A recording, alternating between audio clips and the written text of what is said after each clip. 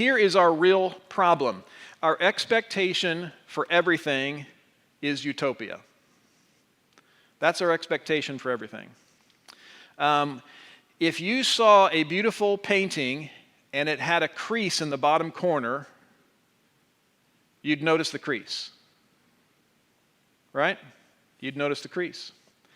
And that's just kind of how we are. We expect things to be utopia. Well, first of all, that's not biblical thinking. It's the same way in our living out our faith, is that we all face challenges, but they're all kind of a little bit different in the way that we do them. But the truth is, we should expect issues. We should expect problems. We will face difficulty. It could be displayed as reaction from the enemy that we talked a lot about last week. It could be a possible resentment of old friends that we had, or even, as we see from those in Jerusalem, the rejection from believers. And, we would hope that that's not the case, but we're all people. And so issues with fellow believers happen, and we should expect these things to take place. Okay, here is our real problem. Our expectation for everything is utopia. That's our expectation for everything. If you saw a beautiful painting and it had a crease in the bottom corner, you'd notice the crease. Right? You'd notice the crease. And that's just kind of how we are. We expect things to be utopia. Well, first of all, that's not biblical thinking. So turn with me, or either way, turn or listen, Romans chapter 8 and verses 22 and 23.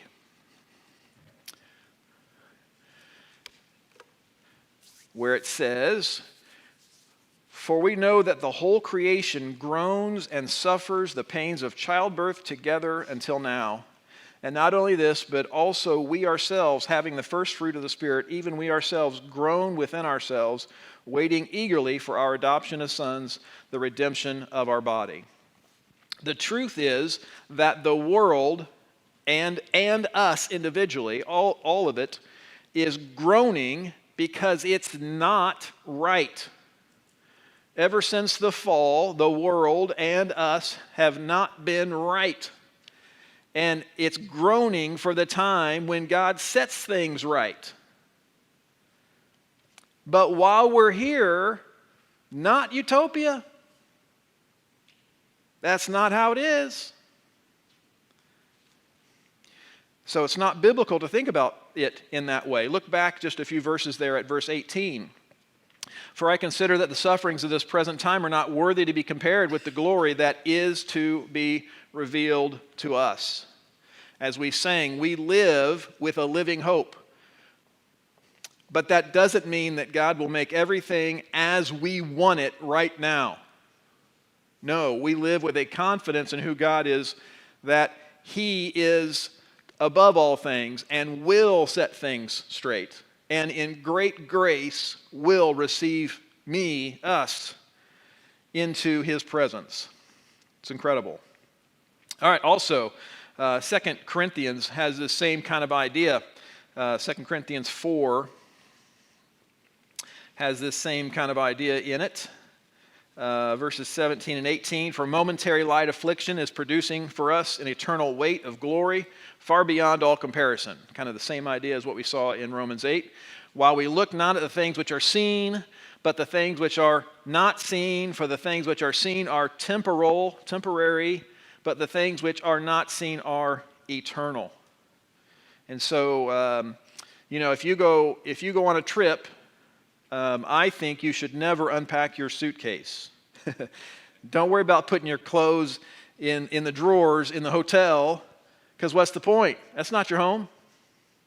That is not your home, right? You're just there for a few days. Leave it in your suitcase, and then take it with you and put it away at home. The idea here is that the things that we get so caught up in that are here are just temporary. But we get caught up looking at these things, these temporary things, that they should be utopia like eternity will be.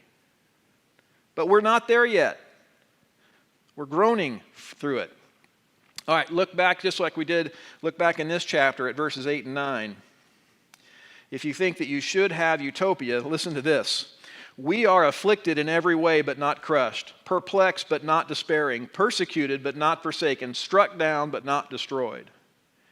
If you are a believer who thinks that you should be living in utopia, what do these verses mean to you then? Right? We don't live in utopia. It's not biblical to think that we do, and it's not good to expect that because that's not reality. Now I want you to think about this. In your own personal life, if you are expecting everything to go your way all the time, which often we do expect everything to go our way all the time, when that doesn't happen, we are crushed then. We are defeated then. Because we have this, I can't believe it, something went wrong. What in the world? Right? And we get crushed because we're expecting everything to be perfect all the time. But that's not reality. We're in a fallen world. Reality is we're going to have trouble. We will have trouble. Not just in our own life, but in our relationships. Think about that. If you expect your spouse to be perfect, first, you figure out perfect. And then you can expect it of your spouse. Right? That's not going to happen. We expect it of our kids. There's times where when our kids act wrong in some way, we're like, oh, I can't believe that they would do that. Yeah, they're kids. Of course they will. It doesn't make sin okay. It doesn't make sin good. It doesn't make harm good, but it is reality. And with our friends, if our friends say something that is hurtful to us, we should not be blown away by that because we're all dumb, fallen people that are often only focused on ourselves. And so don't get caught off guard expecting utopia when that's not reality. It's that way in our world as well. We kind of act like utopia is in effect. You know, if we just treat other nations nice, then they'll treat us nice. No. That might be a good instruction for your child at the sandbox, right? If you just treat others nice, they'll treat you nice, because it can be in a controlled environment, it can be true. And certainly if you treat others terribly, they're going to treat you terribly. I mean, that's true. But it is not true that we live in a utopia that if you just treat people nice, everybody will treat you nice. No, some people will take advantage of you, right? That's what will happen.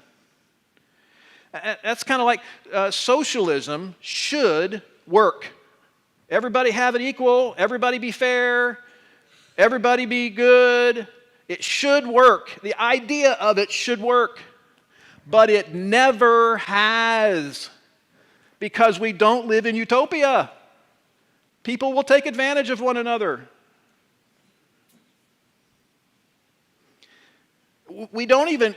Democracy doesn't work. People are involved. That's why, honestly, I think the best government is the one we have that is checks and balances. We don't live in a democracy. Mob rule would be terrible because people would take advantage of it. We expect utopia, and we're not in a utopia. Not personally, not in our relationships, not in the world. It's not utopia. And we shouldn't expect it to be. Okay, so we are going to face ups and downs in life. Just because we are a believer, just because we are pursuing God in our life, does not mean that we will not face challenges. In fact, it means we may face more because we have an enemy. So there are ups and there are downs.